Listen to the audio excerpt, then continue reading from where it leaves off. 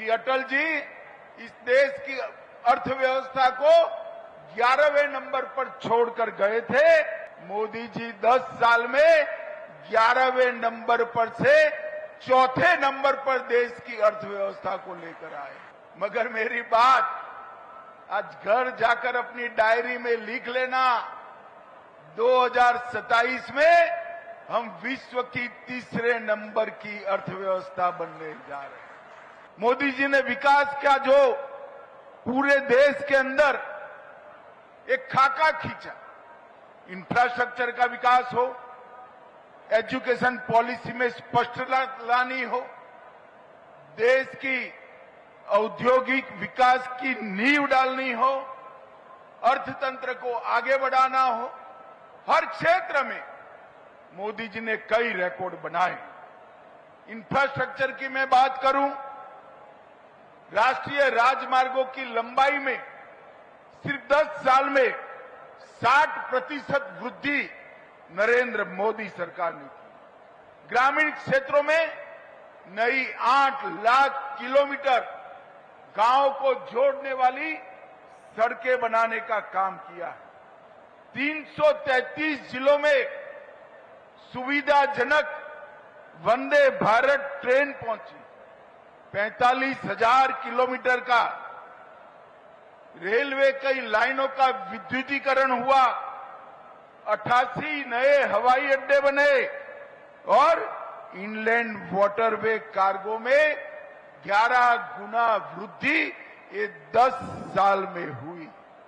भाइयों बहनों, और इस सब का नतीजा है कि अटल जी इस देश की अर्थव्यवस्था को 11वें नंबर पर छोड़कर गए थे। मोदी जी 10 साल में 11वें नंबर पर से चौथे नंबर पर देश की अर्थव्यवस्था को लेकर आए।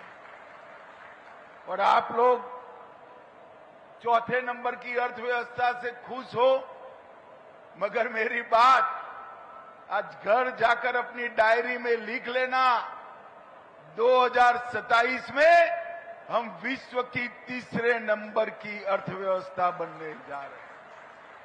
जिस तेज गति से विकास आगे बढ़ा है, निर्यात हमारा 2 गुना हुआ सर्विस का और 76% निर्यात बढ़ा। हम कई सालों से सबसे ज्यादा तेज गति से बढ़ने वाली अर्थव्यवस्था बने। एक जमाने में कहते थे कि इंफ्रास्ट्रक्चर बने, औद्योगिक विकास हो तो गरीबों का कल्याण नहीं हो सकता। ये मिथक को नरेंद्र मोदी जी ने गलत साबित किया। इस देश के 80 करोड़ गरीबों को 5 किलो अनाज मुफ्त देकर खाद्य सुरक्षा सुनिश्चित की गई।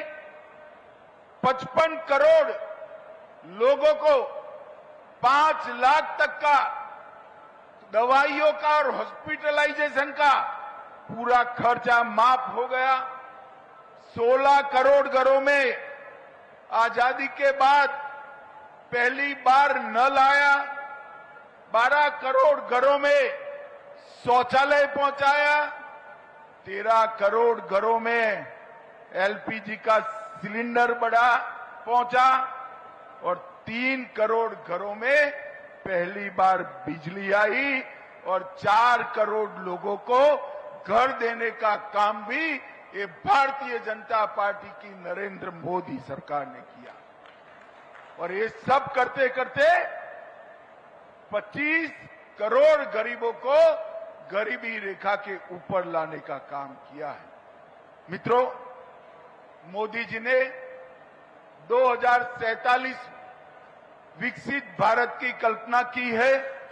एक संकल्प देश के जनता के सामने रखा है।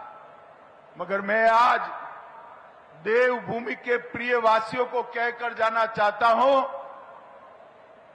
विकसित उत्तराखंड का बगैर विकसित भारत का निर्माण संभव नहीं।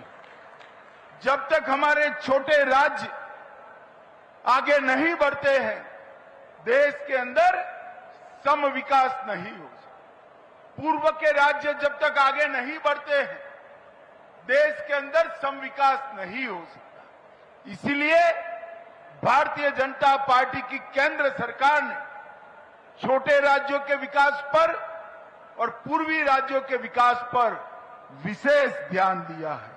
और जहां तक उत्तराखंड का सवाल है, एक ज्योतिर्लिंग, 3 शक्तिपीठ, 4 धाम, पंच प्रयाग, पंच केदार और सप्त बद्री जहां विराजमान हो, इसके विकास को कोई नहीं रोक सकता भाइयों, कोई नहीं।